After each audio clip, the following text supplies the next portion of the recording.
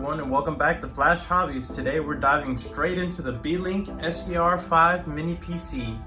This has a Ryzen 5 5500U, 32GB of RAM, a 500GB SSD, and we've already unboxed it, so I'll show you the setup. Right off the bat, it's compact and solid. The top surface is sleek, ventilation is nicely done, and as you can see, it has USB 2.0, 3.0, has an HDMI and DisplayPort, USB-C, your LAN port, and more ventilation around the sides. The connectivity layout looks practical for multiple monitors and peripherals. I'll be doing a separate video on how to install the SSD on this, but it's pretty straightforward and very easy to do. In addition to having such a powerhouse in such a small package, this also includes Wi-Fi 6, Bluetooth 5.2, and an Ethernet connection. One of the cool things is this has an auto power on, which means you can configure it in the BIOS. For some reason you lose power or something happens and using this as a remote server or you're not next to it, it'll turn on back on by itself. And here's the hardware breakdown. AMD Ryzen 5 5500U, 6 cores, 12 threads with boosting up to 4.0 GHz. 32GB DDR4 RAM,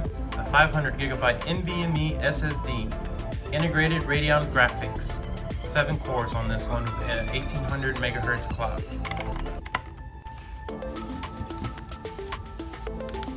And as you can see, everything's running on here. I can grab this. It's a little choppy just because I think it's recording the screen at the same time, but we're playing our videos, we're web browsing, whatever browsing you need to do. We have a slicer program pulled up here. I can add a file in here at the same time and get a print ready.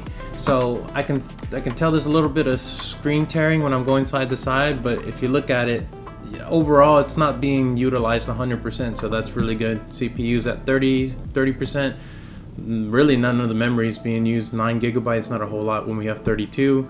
And the GPU is being used, but as you can see, it's staying pretty well on temps. I stayed silent because you can't even hear the fan on this thing. It's so crazy, so quiet. And it's amazing what you get in this small form factor.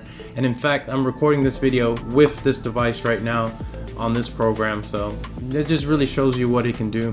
But my main reasoning for having this device is honestly this. I wanted RetroBat.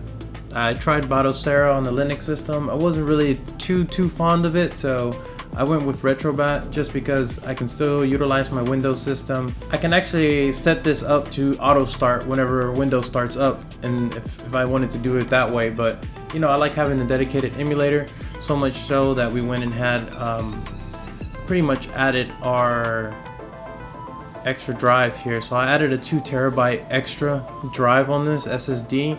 And as you can see, it's almost full, so I'm really utilizing this emulator to the max. In addition to being able to do all these things and still have an awesome emulator machine, really cool. So let's see how the emulation looks on this device. So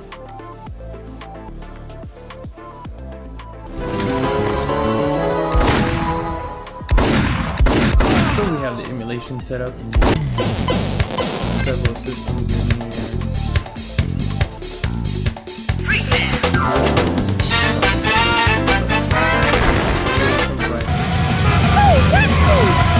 Shall we? Leave it to you.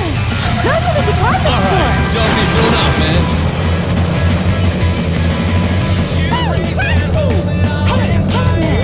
That's the right way, huh?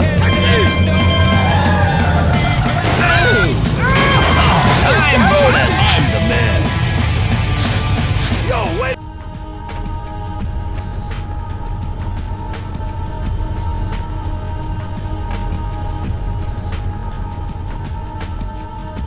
Pressing R2 allows me to web swing. With that, I should be able to catch up to Beast with no problem.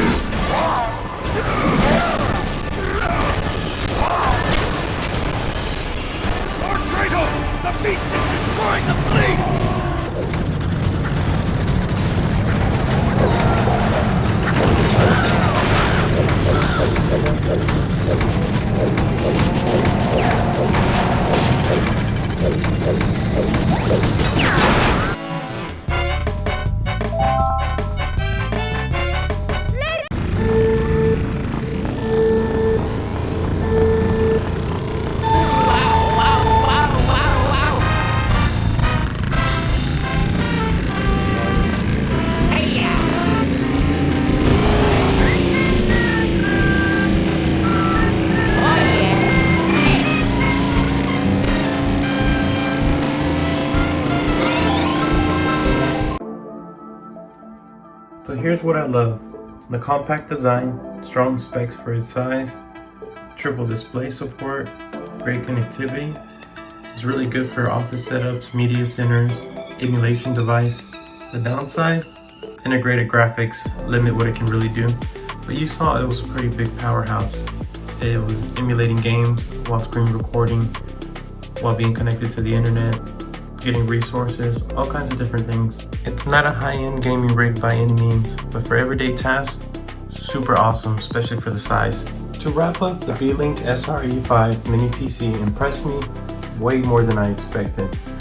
Strong CPU, strong memory, very fast, great connectivity, small footprint. It really does a lot with what you're given here. And at the price point of what I paid, $259, I think it's an absolute great deal.